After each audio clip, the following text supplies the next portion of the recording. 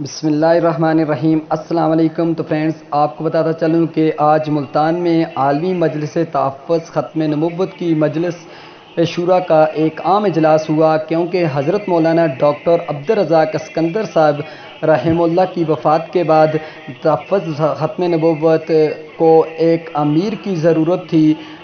اس سے قبل حضرت مولانا ڈاکٹر عبدالرزاق اسکندر صاحب رحمہ اللہ اس کے امیر تھے۔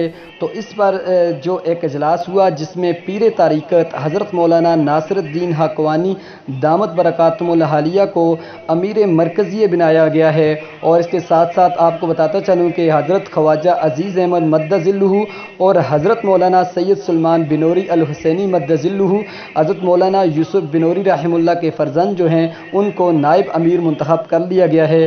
اللہ رب العزت ان اکابر کے اس فیصلے کو امت کے لیے خیر و برکت کا ذریعہ بنائے، کیونکہ اس سے قبل حضرت مولانا ڈاکٹر عبدالرزاق اسکندر صاحب رحمہ اللہ تحفظ ختم نبوت کے مجلس کے امیر تھے، اور اب یہ تین حضرات یعنی دو نائب متمم اور ایک متمم بنایا گیا ہے۔ تو حضرت مولانا ناصر الدین حقانی دامت برکاتہم العالیہ کو اس وقت تحفظ ختم نبوت مجلس کا امیر آج ملتان میں مجلس شورا کے فیصلے میں متفقہ طور پر منتخب کر لیا گیا ہے۔ تو فرینڈز، یہ ویڈیو اچھی لگی ہو چینل کو سبسکرائب کر دیں۔